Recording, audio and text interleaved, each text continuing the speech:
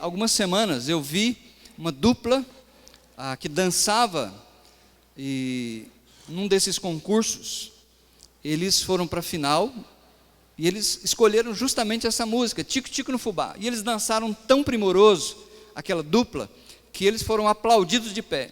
E eles ganharam o primeiro lugar, foram campeões do concurso. Mas por que eu estou usando Tico Tico no Fubá? Porque no nosso linguajar popular, Tico Tico no Fubá se tornou sinônimo de uma coisa meia boca. Sabia disso? Você é casado ou você já namora? Ou você ainda namora ou você já se casou? Não, eu estou numa relação meio tico-tico no fubá. Quer dizer, é meia boca, não é, sabe?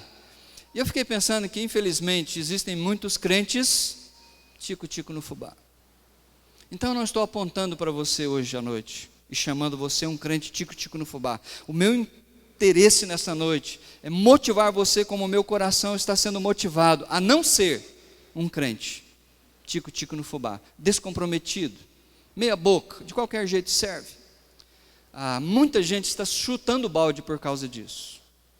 Muitas pessoas não entendem as provações que Deus permite na nossa vida para nos levar à maturidade. E aí então chutam balde. Não conseguem entender os propósitos de Deus. O Salmo 73, se você quiser, não é o texto que nós vamos estudar, mas eu gosto desse salmo porque o salmista ele quase chutou o balde. Faltou pouco para ele chutar o balde. Ele chegou a fazer força para chutar o balde, mas ele não chutou.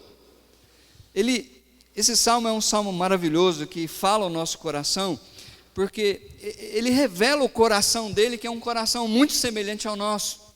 E ele diz assim, olha, certamente Deus é bom para Israel, para os puros de coração. Quanto a mim, os meus pés quase tropeçaram. Você já pensou nisso? Deus é bom para o fulano, Deus tem abençoado o ciclano, mas a mim? E esse é o coração do salmista aqui. Ele falou, olha, meus pés quase tropeçaram. A expressão é essa nossa. Eu quase chutei o balde. Eu quase não aguentei. Por quê? Versículo continua dizendo, por pouco não escorreguei, pois tive inveja dos arrogantes, quando vi a prosperidade desses ímpios. Eles não passam por sofrimento, e têm o corpo saudável, forte, eles estão livres dos fardos de todos, não são atingidos por doenças como os outros homens, por isso o orgulho lhes serve de colar, e eles se vestem de violência. Será que vale a pena ser fiel a Deus? Porque muitas vezes na nossa fé, na nossa religião em Cristo Jesus, as coisas às vezes não acontecem como nós queremos. Nós esperamos Deus agir de uma forma tremenda e Deus não age. Deus parece que está lá só olhando para a gente. Como o profeta Abacuque disse, Deus, eu estou clamando, eu clamo ao Senhor violência, eu clamo ao Senhor socorro, eu clamo, e o Senhor não escuta. Então o salmista está dizendo, olha, por pouco, faltou pouquinho para me dar um chute no balde. Mas graças a Deus que ele não deu um chute no balde. Olha o que a Bíblia diz. Ela faz uma premissa que é muito importante você entender isso. É um princípio, e esse princípio corre pelas Escrituras, de Gênesis até Apocalipse. Deus, o que Deus faz? Deus se opõe, Ele resiste aos orgulhosos. Mas, vocês entenderam um contraste aqui? Entre o orgulhoso e os humildes. O que Deus faz com os orgulhosos? Ele humilha. É isso que Deus faz. Ele resiste aos orgulhosos, aqueles que acham que são. E nós temos nesse mundo muitas pessoas nesse nível. Pessoas que por causa de condição financeira, por causa de intelecto, por causa de tantas outras coisas, eles acham que são. A Bíblia diz que Deus resiste a essas pessoas. Mas Ele concede o quê? O seu favor, a sua graça, a sua benevolência, a sua generosidade a esse tipo de pessoa. Por isso então, as Escrituras trazem uma exortação para nós. Com base nesse princípio, a Bíblia diz então, por isso seu Luiz, por isso Zezé, por isso cada um de nós, humilhem-se debaixo da poderosa mão desse Deus Todo-Poderoso. Humilhem-se, é uma exortação com base nesse princípio geral. Humilhem-se debaixo da poderosa mão de Deus. Para quê? Com qual objetivo você deve se humilhar sobre a poderosa mão de Deus? Porque Ele, no tempo certo, Ele vai exaltar você. Então, hoje à noite, se você esquecer de tudo que eu vou te ensinar, eu quero que você aprenda isso. Deus, Ele exalta os humildes, mas Ele humilha. Vamos de novo? O que Deus faz? Ele exalta os humildes, mas Ele humilha os orgulhosos. Essa semana entrou em Polvorosa aquele filme que A Porta dos Fundos fez. Tem muito crente descabelados e preocupados com isso. Fica tranquilo. Ore. Chega para Deus e fala: Deus, olha, esse pessoal aí está zombando do Senhor. O problema é com o Senhor, não é comigo não. Então o Senhor haja para fazer a tua vontade. Deus, Ele exalta os humildes, mas Ele faz o que com os orgulhosos? Ele humilha. Talvez não no meu tempo. A minha oração pode ser respondida até talvez depois que eu morrer, mas Ele vai fazer isso. O escritor de Samuel, ele usou contrastes para ensinar para nós esse princípio do que Deus faz com os orgulhosos e do que Deus faz com os humildes. Abre a sua Bíblia para lá, porque vai ser o nosso texto base. Nós vamos estudar hoje à noite 7 capítulos. Uhul! Eu fico maravilhado com um trem desse. 7 capítulos. Então aguenta as pontas aí. Vai embora não. Se der vontade de fazer xixi, você segura as pontas. 1 Samuel, capítulo 1. Esse escritor, ele vai fazer vários contrastes. E eu quero destacar hoje à noite pelo menos 4 contrastes para nos ensinar esse princípio de que Deus age de uma forma com os humildes, exaltando-os, e Deus age de outra forma com os orgulhosos, humilhando-os. Já chegaram aí comigo? 4 contrastes, amém? Então todo mundo aí comigo? Qual que é o primeiro? Primeiro contraste que nós vamos ver aqui, veja, isso é um estilo do escritor ter escrito. Ele poderia ter escrito esse primeiro capítulo sem mencionar essa segunda mulher, Penina. Ele poderia ter falado de Ana, das tristezas dela por não ter tido um filho, e ele poderia ter falado da sua oração, e que Deus deu a ela um filho, sem ter mencionado Penina. Mas ele usa como recurso esse contraste, para nos ensinar esse princípio, que Deus exalta os humildes, mas Deus humilha os orgulhosos. Como que Ele faz isso? Olha comigo. Estão aí, primeiro capítulo? Ele fala de um certo homem que sempre ia para Siló. Nessa época dos juízes, Jerusalém ainda não era cidade dos judeus. Jerusalém ainda era uma fortaleza que pertencia aos jebuseus. Ela só veio ser conquistada muitos anos mais à frente, no tempo em que Davi foi rei de Israel. Por enquanto o tabernáculo estava nessa cidade de Siló, e todos os judeus iam para lá oferecer os seus sacrifícios e cultuar a Deus. E diz que esse certo homem, Eucana, ele tinha 2 mulheres, Ana e Penina. E é interessante como o escritor ele dispõe essa situação. Lembra que naquela época, mulheres, elas existiam para trazer filhos aos seus maridos. E muitas vezes, quando uma esposa não dava filhos para o seu marido, ele arrumava uma outra esposa para que ela pudesse dar filhos para ele. Porque depois da sua morte, a sua fazenda ficaria com seus descendentes. A sua terrinha não era dada para os outros, ou nenhum inimigo vinha e tomava. Então, isso é interessante. Mas diz aqui no versículo 2 que ele tinha 2 mulheres, uma se chamava Ana, e a outra se chamava Penina. Agora vamos inicialmente olhar para Ana. A Bíblia diz aqui que Ana, ela não tinha filhos. Por que ela não tinha filhos? Porque ela era estéril. Por que ela era estéril?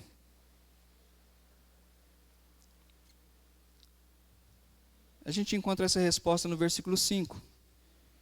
Mas a Ana, quando ele oferecia seus sacrifícios, o marido, Eucana, lembra que os sacrifícios, uma parte desse sacrifício, ele era colocado no altar, era queimado e subia aquela fumaça como um aroma, um cheiro agradável a Deus. Uma parte era dada para o sacerdote e uma outra parte era comida, um churrasco.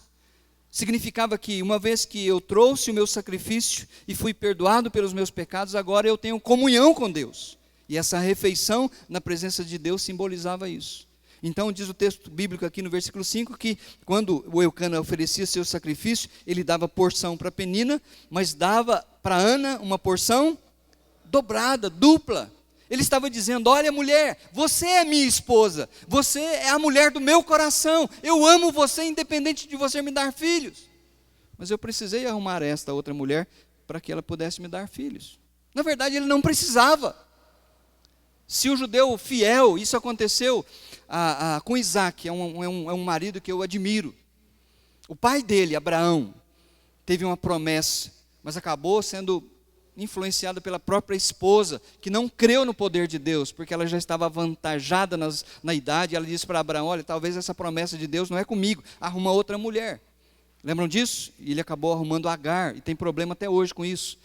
Mas olha, eu gosto de Isaac, porque Rebeca também era estéril, mas ele não arrumou uma outra esposa. Sabe o que Isaac fez? Ele dobrou os joelhos e ele orou. Ele orou. E durante 20 anos, ele orou pela sua esposa. E ela engravidou e deu à luz a 2 filhos, Esaú e Jacó. Por que ela era estéril? Versículo 5. Mas a Ana, Eucana dava uma porção dupla. Por quê? A amava, apesar de que o Senhor a tinha deixado. Parei. Quem é que a fez estéril? Se Deus a fez estéril, a minha pergunta foi: e quem é que fez fértil Penina? Foi Deus. Por que Deus fez isso? Deus tem propósitos maravilhosos. Deus, ele gosta de fazer coisas grandiosas para que o nome dele seja exaltado. E ele gosta na presença dele, no sentido de dizer: Deus, nós somos fracos e precisamos da tua ajuda. E foi isso que aconteceu com Ana. A Bíblia fala sobre essa mulher Penina, e diz no versículo 4, que no dia em que Eucana oferecia sacrifícios, ele dava porções à sua mulher, Penina, e a todos os filhos e filhas. Ela era fértil, e ela deu filhos e filhas para Eucana. Mas olha só, versículo 6, e porque o Senhor a tinha deixado estéril, sua rival, quem era a rival de Ana? Penina. O que ela fazia? A provocava continuamente, a fim de irritá-la. Isso acontecia ano após ano. Você já pensou isso, Wilson? Você participar de uma igreja em que ano após ano alguém está pisando no seu calo, alguém está falando de você, alguém está humilhando você. Já pensou isso, Zezé? Ano após ano, alguém ofendendo você. Já pensou isso, irmãos?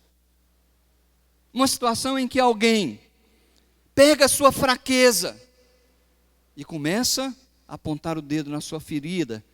Isso a Bíblia diz que foi ano após ano. A chegar a um momento em que a própria Ana já não aguentava mais isso. E a Bíblia diz então que ela orava, ela chorava, e ela não queria mais participar daquela refeição. Ela estava com tristeza na sua alma. E um dia, lá no versículo 9, depois que os sacrifícios foram oferecidos, e que todo mundo parece que estava tirando uma cesta, a Ana foi sozinha lá no templo. Quando todos estavam longe, ela abriu o coração diante de Deus, e ela abriu a sua alma, ela rasgou o seu coração, ela falou da sua tristeza, ela falou daquilo que ela estava sofrendo. Eli era o sacerdote naquela época, ele estava sentado na cadeira de balanço, pegando um cochilo, e de repente ele olhou assim, e ele viu aquela mulher, que a Bíblia diz que ela estava orando, mas não saía palavras da sua boca, ela estava só orando no coração, na mente, e aí ele olhou para aquela mulher e falou: essa mulher está embriagada, e foi lá e deu uma dura nela, e ela falou assim: ô meu Senhor, de jeito nenhum, não me tenhas como uma filha de Belial, uma mulher vadia, eu sou uma mulher atribulada de coração, eu estou buscando o Deus de Israel, para atender o meu pedido. Então Eli fala para ela assim: pode ficar tranquila, vá em paz, e que o Senhor atenda a sua vontade, o seu pedido. E eu acho interessante que o texto bíblico diz que parece que ela tirou aquele peso dos ombros. O semblante dela, diz a Bíblia, já não era mais o mesmo de uma mulher triste, abatida, abalada. Ela foi embora de cabeça erguida. Por quê? Porque ela deixou ali, na presença de Deus, o seu pedido. E eles voltaram para casa. Eles moravam em Ramá, uma cidade próxima de Siló. E a Bíblia diz então que numa noite, ela vestiu uma camisola bem bonita, e ela se ofereceu para o maridão. Uhul! E a Bíblia diz que os dois tiveram relação sexual, e algum tempo depois ela chegou para o maridão e disse assim, bem, ela nem conseguiu falar, estou grávida. Já pensou a alegria do coração desse homem? E lá no versículo 20, diz assim, assim Ana engravidou, e no devido tempo deu à luz um filho, e deu o nome Samuel, dizendo, eu o pedi ao Senhor. Por que eu sei que Deus exaltou Ana e humilhou Penina? Olha a oração dela, tão bonita. Veja o que ela vai falando, a partir do versículo 3. Não falem tão orgulhosamente, nem saia de suas bocas tal arrogância, pois o Senhor é Deus sábio, é Ele quem julga os atos dos homens. O arco dos fortes é quebrado, mas os fracos são revestidos de força. Os que tinham muito, agora trabalham por comida, mas os que estavam famintos, agora não passam fome. A que era estéril, deu à luz 7 filhos. Depois você vai ver no contexto que ela devolveu Samuel para ser criado lá por Eli, e Deus a fez fértil, e ela teve mais filhos. Então ela está dizendo, a que era estéril, deu à luz 7 filhos, mas a que tinha muitos filhos,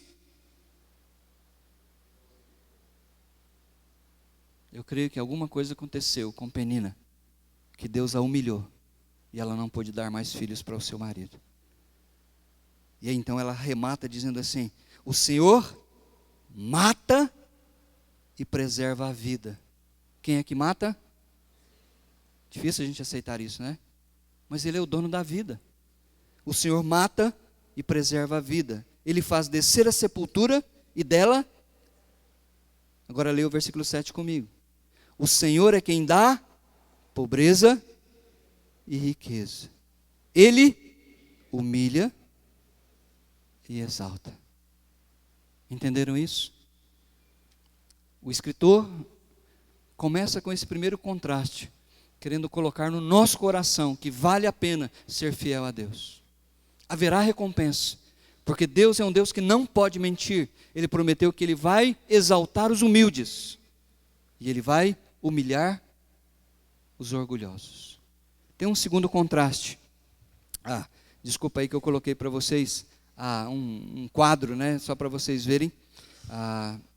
Quando Ana deu à luz, ela depois de 3 anos mais ou menos, ela voltou lá em Siló e procurou Eli e falou assim, olha, é por esse menino que eu estava orando. E esse é um quadro muito bonito, eu coloquei aí só para vocês terem essa ideia. O segundo contraste que o escritor apresenta para nós, se entendermos esse princípio, é entre 2 tipos de sacerdotes, Samuel e os filhos de Hofni e Finéias. Está aí no capítulo 2. Versículo 11 diz assim, então Eucana voltou para casa em Ramá, mas o que aconteceu com o moleque? O menino começou a servir o Senhor sob a direção do sacerdote Eli. Ele ficou ali. Eu coloquei aí um outro quadro para você entender isso. A mamãe deixou o menininho de 3 anos. Eu faço esse cálculo com base no sacrifício que ela fez. Ela pegou um bezerro de 3 anos para sacrificar. Então, desde pequenino, Samuel foi discipulado por Eli. Ele morava lá no tabernáculo, lá no templo, na casa de Deus. Provavelmente ele varria, provavelmente ele ajudava a buscar os móveis daqui e dali, e ele foi sendo discipulado por Eli, que era o sacerdote. Mas olha o versículo 12. Os filhos de Eli eram ímpios. Os filhos de Eli, na nossa linguagem aqui, eram os pastores da época.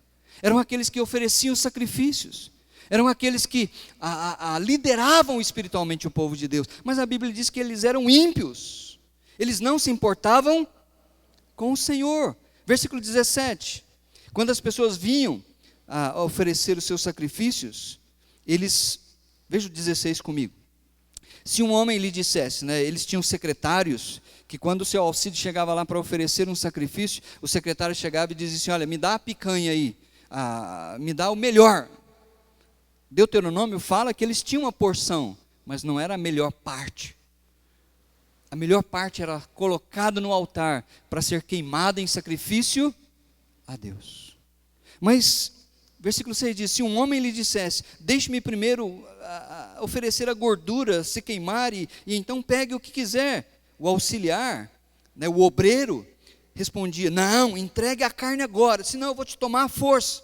E olha qual é a avaliação do escritor do livro: o pecado desses jovens era muito grande à vista do Senhor, pois eles estavam tratando com desprezo a oferta do Senhor.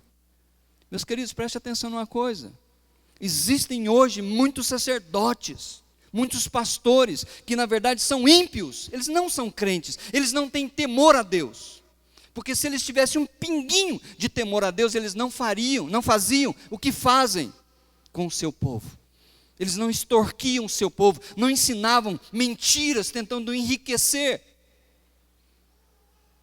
Hoje existem muitos desses homens que estão sendo um mau testemunho para o verdadeiro evangelho. Então, vale a pena ser fiel a Deus? Vale, independente se essas pessoas estão fazendo o que estão fazendo, porque Deus está vendo tudo isso.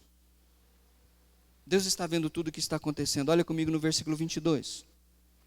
Eli já estava bem idoso, ficou sabendo de tudo que os seus filhos faziam a todo Israel, e que eles até se deitavam com as mulheres que serviam junto à entrada da tenda do encontro.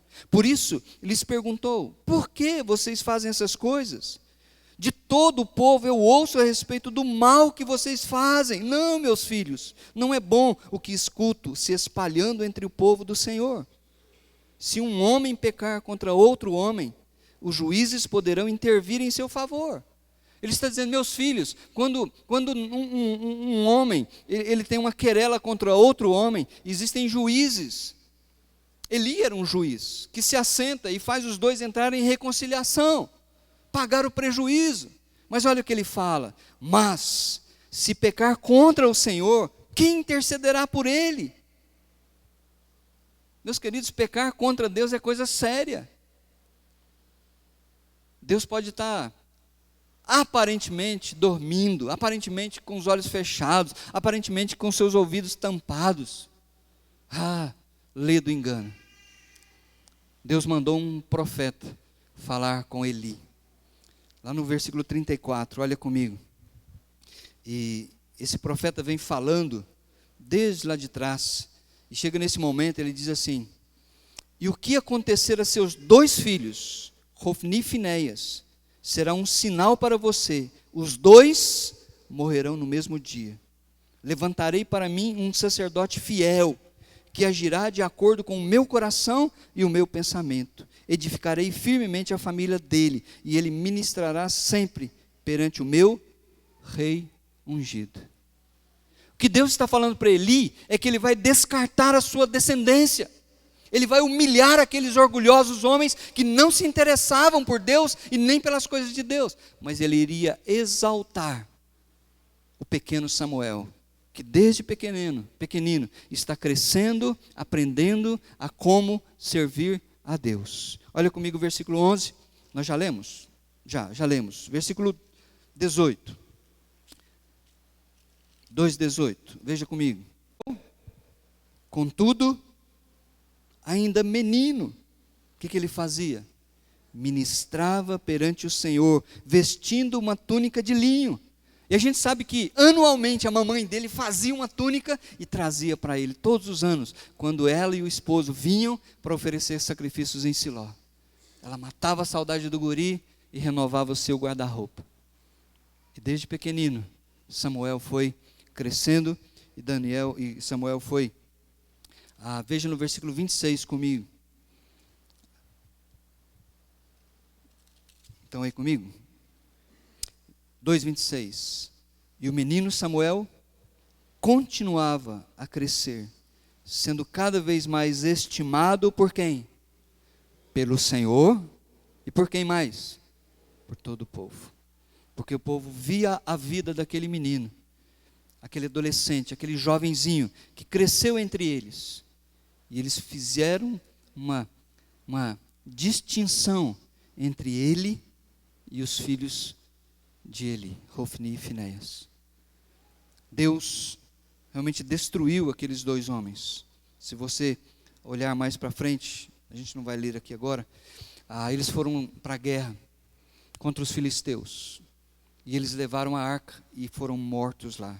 Então este é o segundo contraste que a Bíblia quer nos ensinar, que vale a pena ser fiel a Deus. O terceiro é interessantíssimo, porque nós cantamos hoje à noite que não existe um Deus igual ao nosso. Por isso nós levantamos as mãos para Ele, nós nos rendemos e nós dizemos que Ele é grande. Aqui no capítulo seguinte, é bem interessante nós entendermos isso. A Arca da Aliança, ela foi numa das batalhas. Olha comigo lá no capítulo 4 agora. Diz assim, olha, e a palavra de Samuel espalhou-se por todo o Israel. As pessoas perceberam que ele era alguém que Deus estava levantando entre eles. Nessa época, os israelitas saíram à guerra contra os filisteus.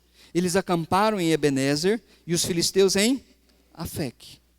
Um exército ficou aqui à direita, outro exército ficou aqui à esquerda. Isso acontecia naquela época. E às vezes eles passavam semanas e semanas, um tentando humilhar o outro exército para baixar a moral.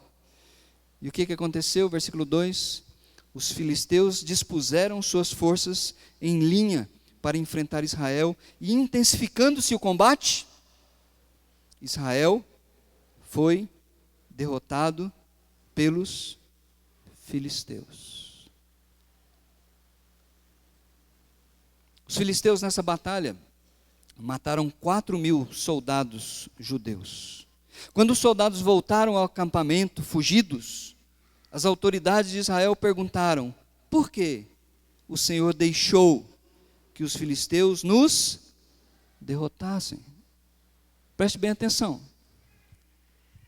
Essa pergunta teria que ter sido feita pelos líderes antes da batalha. Por que nós estamos sendo derrotados? A derrota, meus queridos, é apenas o efeito de uma causa. A causa é que o coração do povo não era totalmente do Senhor.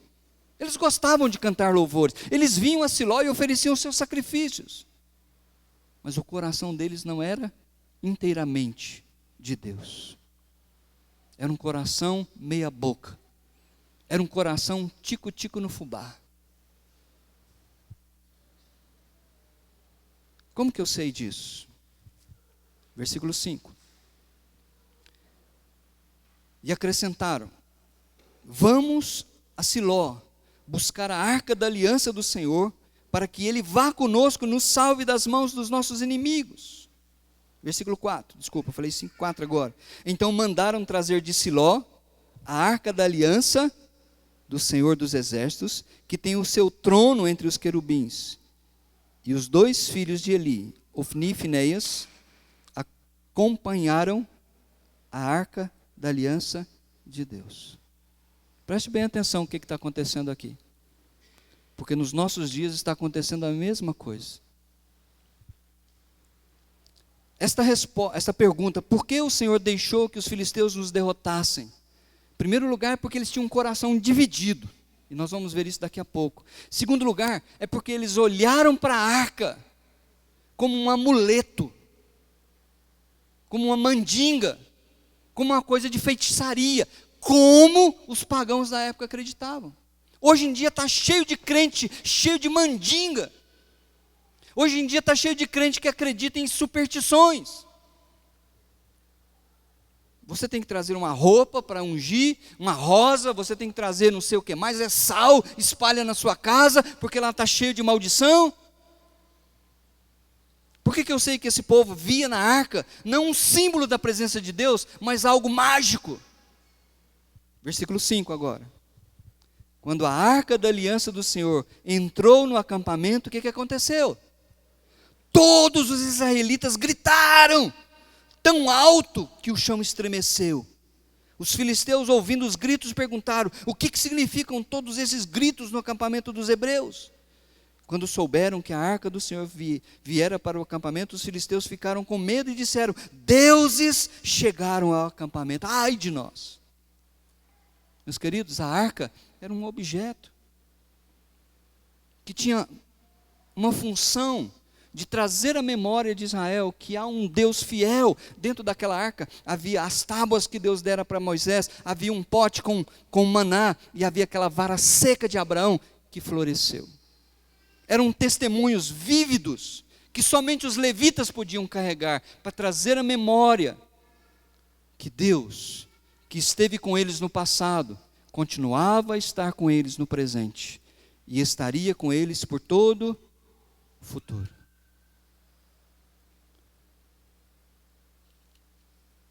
Deixe-me ler uma coisa importante para você, capítulo 5. Eles foram derrotados, Israel foi derrotado, os 2 filhos de Eli morreram, a notícia chegou lá em Siló. Eli, lá no versículo 15, 4:15, Eli tinha 98 anos de idade, e seus olhos estavam imóveis, e ele já não conseguia enxergar direito.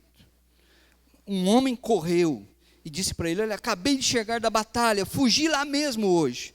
E o Eli perguntou para ele: o que aconteceu, meu filho?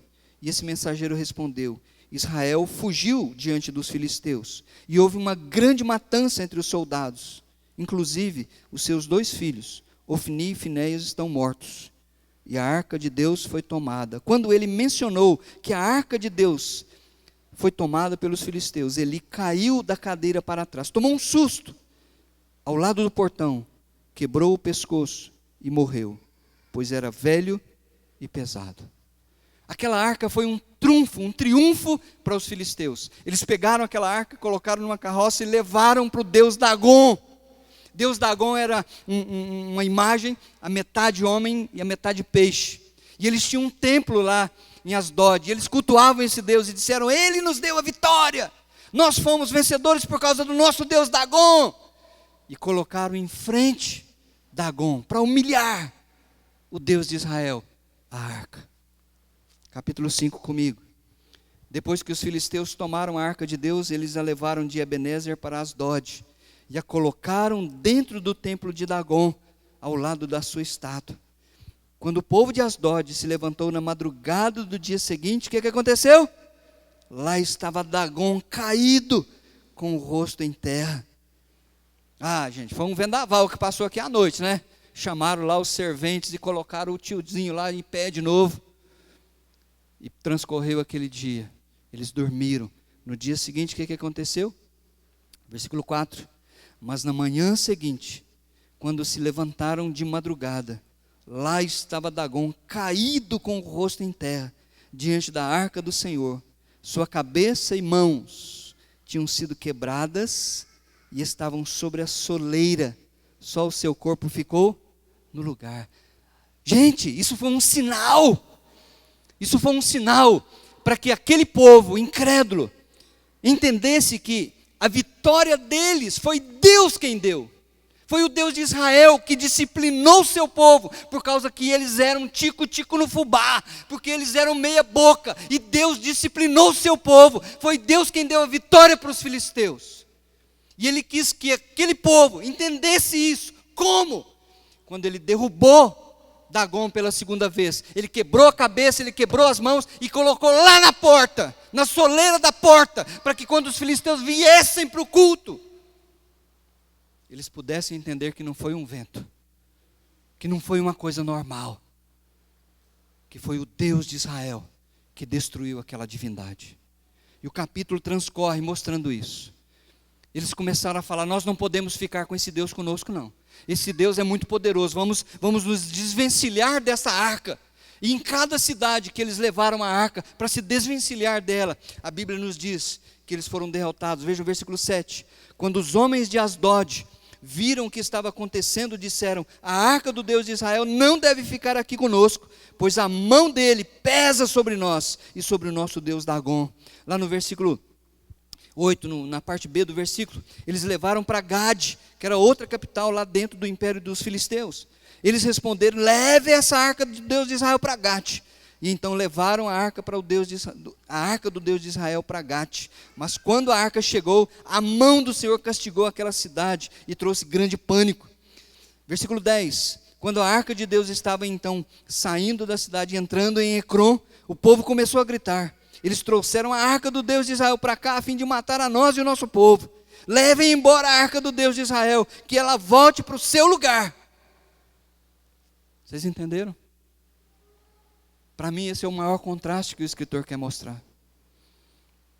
Ele quer mostrar para nós que há um Deus todo-poderoso. Volta a sua mão comigo aqui, segura aqui. Volta a sua mão comigo para Números, capítulo 23. E você precisa aprender essa lição, porque tem muito Hofni e Finéias nos nossos dias que estão ensinando mentiras para o povo de Deus. E o povo de Deus está caindo, amedrontado com questões. Capítulo 23. O rei de Moabe, ele assistiu o Jornal Nacional da noite. E no Jornal Nacional disseram que havia uma multidão de israelitas vindo para tomar posse da terra. Eles haviam acabado de sair do Egito. Eles haviam destruído nações poderosas. Então, o rei de Moabe contratou e pagou muito caro para ele e disse: venha amaldiçoar o povo de Deus. Porque esse povo não tem limites para eles, eles vão passar como uma patrola por todo mundo. E aí Balaão foi com ele depois de ouvir a palavra de Deus, ele continuou firme no seu desejo de ganhar dinheiro e foi embora. Agora olha comigo, versículo 7 e 8. Ele chegou, deixa-me ler o versículo 7 com você. Versículo 6. Ele voltou a Balaque, o profeta, o Balaão, e o encontrou ao lado do seu holocausto, e com ele todos os líderes de Moabe. Então Balaão pronunciou este oráculo, esta palavra: Balaque trouxe-me de Arã, o rei de Moabe buscou-me nas montanhas do Oriente. Venha, amaldiçoe Jacó para mim, disse ele. Venha, pronuncie ameaças contra Israel. Meus queridos, tem muito crente que está com medo de maldição.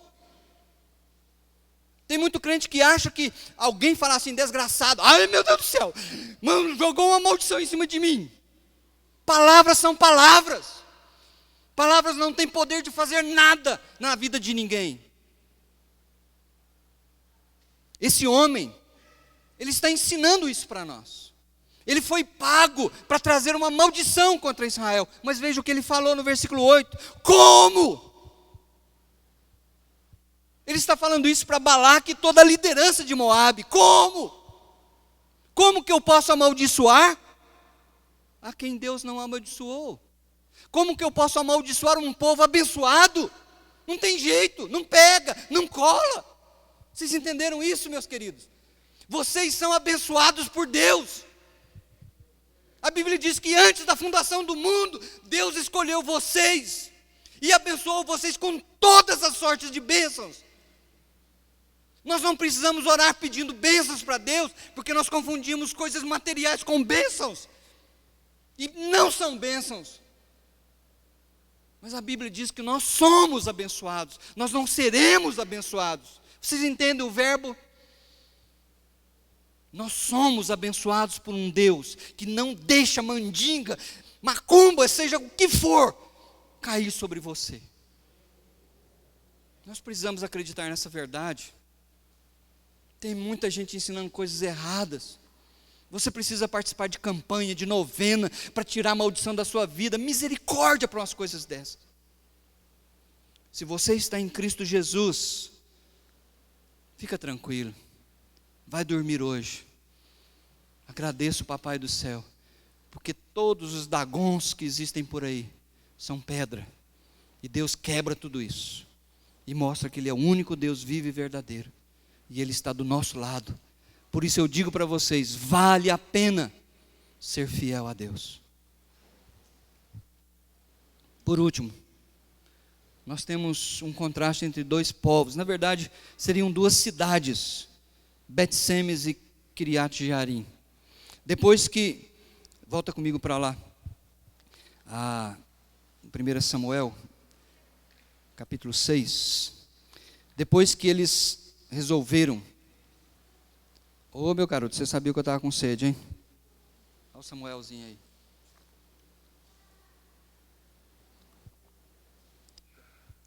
Depois que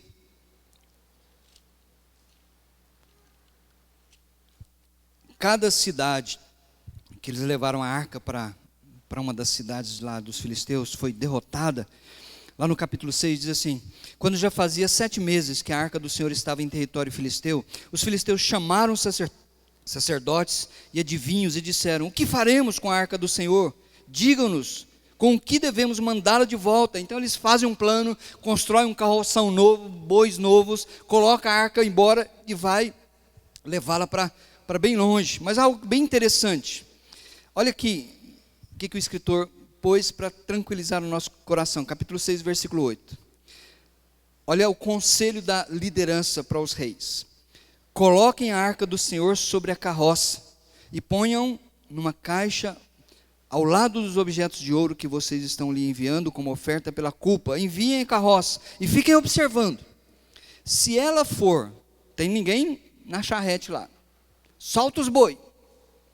Se ela for para o seu próprio território, na direção de Bet-Semes, então Bet-Semes é uma cidade de judeus, então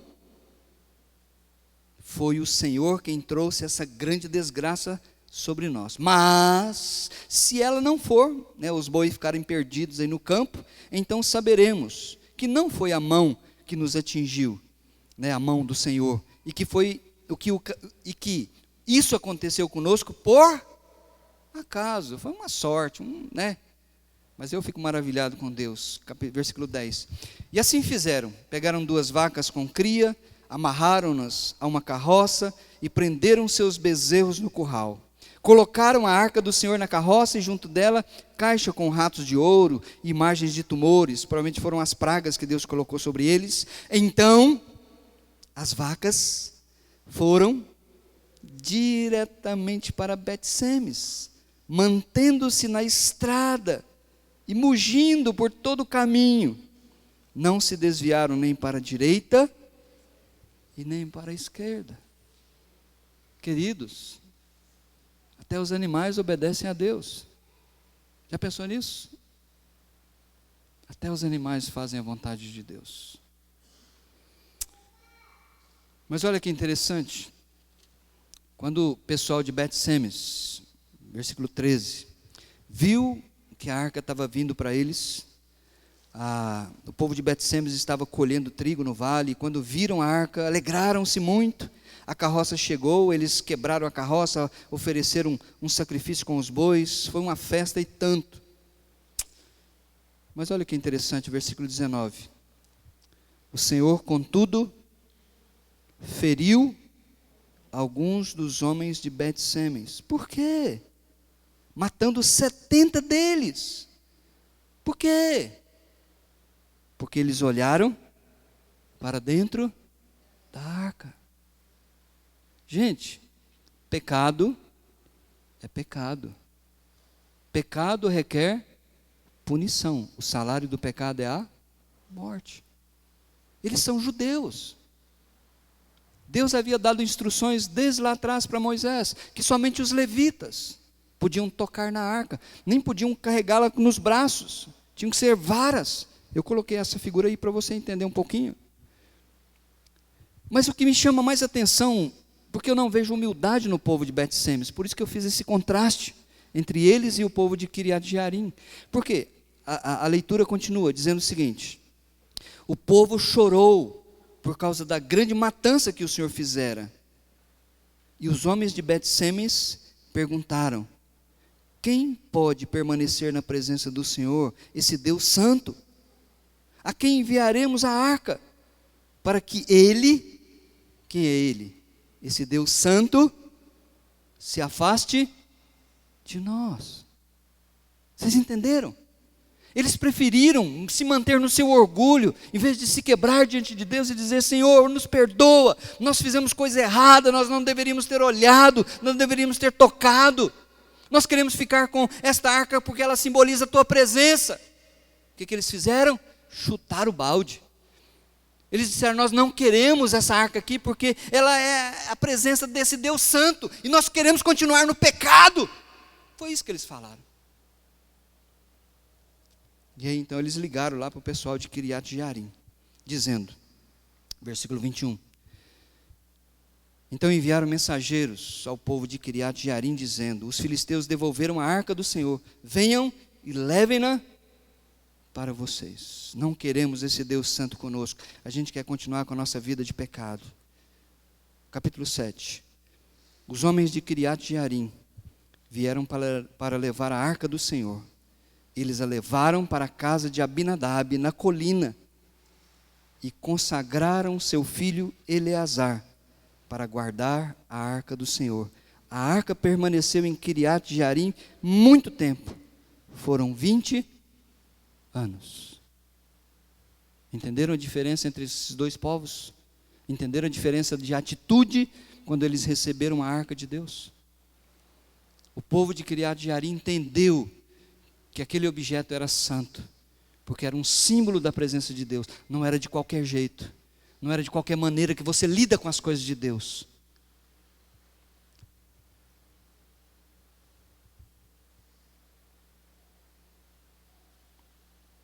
Até onde estamos dispostos a ir pelo Senhor?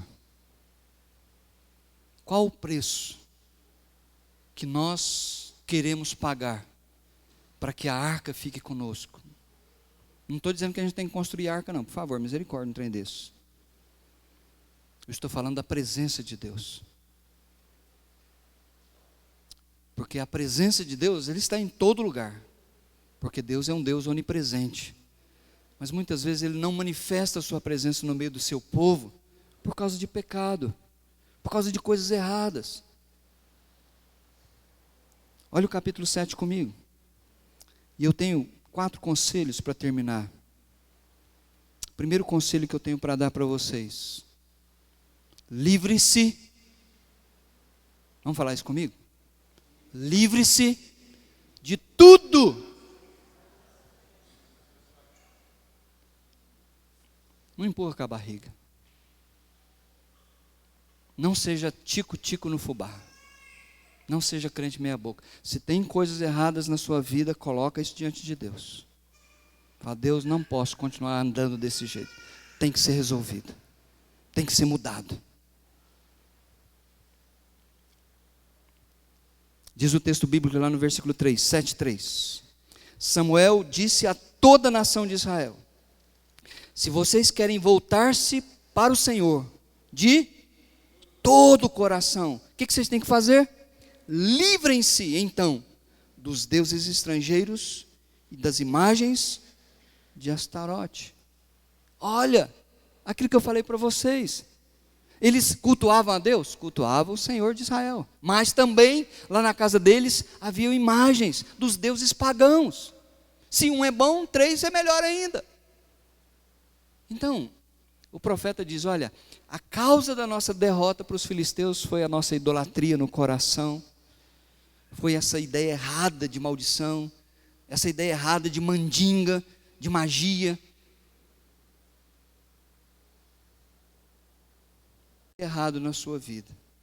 Conserte aquilo que precisa ser consertado.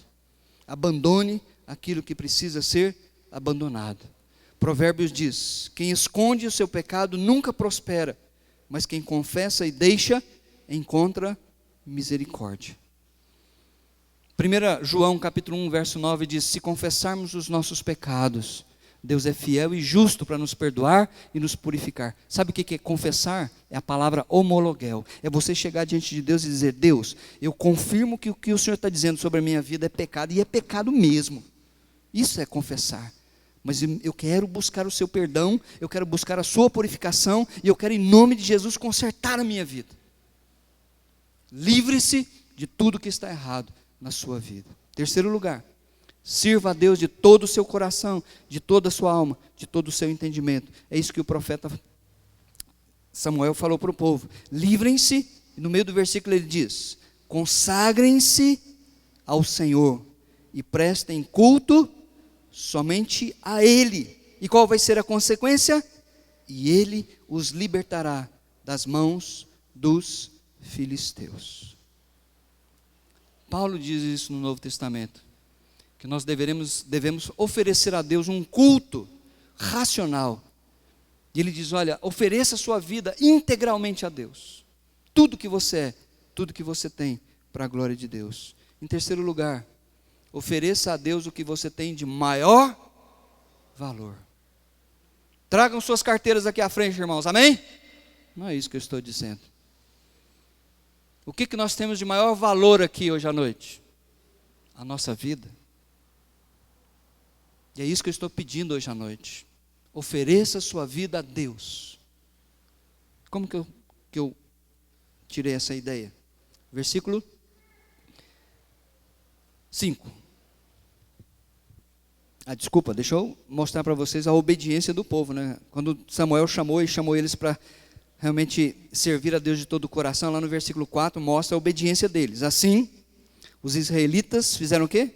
Se livraram dos baalinhos, dos postes sagrados, e começaram a prestar culto somente ao Senhor. Samuel foi uma bênção na vida desse povo, porque ele tirou esse povo da idolatria, das trevas, e fez com que esse povo servisse a Deus. Versículo 5, e Samuel prosseguiu: reúnam todo Israel em Mispá, e eu intercederei ao Senhor a favor de vocês. Quando eles se reuniram em Mispá, o que eles fizeram? Tiraram água e tomaram na presença do Senhor. Amém? Amém não, Cida. Não é isso que está na Bíblia, não. Eles tiraram água e a derramaram perante o Senhor. Queridos, água naquela região é um bem muito, muito, muito precioso. Mas quando eles tiraram aquela água, aquilo que era mais precioso para eles, eles ofereceram para Deus. É isso que eu gostaria que esta igreja tivesse. A disposição de pagar um preço, de livrar-se de tudo aquilo que é errado, pela graça de Deus, de dizer: eu vou servir ao meu Deus de todo o meu coração, aqui está a minha vida, e eu quero servir a esse Deus. E por último, agradeça a Deus pelos feitos maravilhosos dele. Deus disciplina e Deus dá vitórias, de acordo com a vontade dele. Ele deu derrotas para Israel, porque Israel estava fora da sua vontade. Mas o texto prossegue e diz que Samuel ofereceu um holocausto a Deus, lá no versículo 9. Então Samuel pegou um cordeiro ainda não desmamado e o ofereceu inteiro como holocausto ao Senhor, um símbolo da dedicação total a Deus. Ele clamou ao Senhor em favor de Israel e o Senhor lhe respondeu. Enquanto Samuel oferecia o holocausto, os filisteus se aproximaram para combater Israel. Olha que expressão mais gostosa. Naquele dia. Vocês percebem isso? Quando eu leio a Bíblia, cada palavra fala muito comigo. Porque antes daquele dia só havia derrotas. Mas quando eles se consagraram a Deus, quando eles tiraram da vida deles toda a porcaria, Deus falou: agora o pau vai quebrar, e eu vou dar vitória para vocês. E a Bíblia diz: naquele dia, o Senhor trovejou com fortíssimo estrondo contra os filisteus, e os colocou em pânico, e foram derrotados por Israel. Os soldados de Israel saíram de Mispá e perseguiram os filisteus até um lugar abaixo de Bet-car, matando-os pelo caminho. Então Samuel pegou uma pedra e a ergueu entre Mispá e Sem, e deu-lhe o nome de Ebenezer, dizendo: até aqui o Senhor nos ajudou. Assim os filisteus foram dominados e não voltaram a invadir o território israelita. A mão do Senhor esteve contra os filisteus, preste bem atenção, durante toda a vida de Samuel. Ana, uma mulher humilde, foi exaltada, e ela teve o privilégio de trazer à luz esse menino, que se tornou um homem e um profeta de Deus. Porque Deus, Ele exalta os humildes, mas Ele humilha os orgulhosos. Meus queridos, para finalizar, 2020 está às portas. Daqui a alguns dias a gente já está aí soltando foguete. Você terá mais 12 meses pela frente para viver, se Deus assim o conceder com sua graça. Você terá 53 semanas, 365 dias, 8.765 horas, 812 minutos e 77 segundos. Lembra do Salmo 73? Guarde esse versículo no seu coração. Lembra do salmista dizendo: olha, eu quase chutei o balde, eu quase fui um crente tico-tico no fubá, mas aí eu entrei no templo, eu adorei a Deus, e eu entendi qual é o fim do ímpio, e qual é o meu fim. E aí ele diz assim lá no versículo 26, ainda que a minha mente e o meu corpo enfraqueçam, e isso vai acontecer, porque nós somos humanos. Vai chegar 2020, nos nossos corre-corre, nas nossas lutas, nas notícias que nós vamos ouvir, nos relacionamentos que nós vamos ter, ainda assim, a nossa mente e o nosso corpo vai fraquejar. Mas não chute o balde, não seja tico-tico no fubá. Por quê? Deus é a minha força, Ele é tudo o que sempre preciso. Vale a pena ser fiel a Deus? Está meio fraco.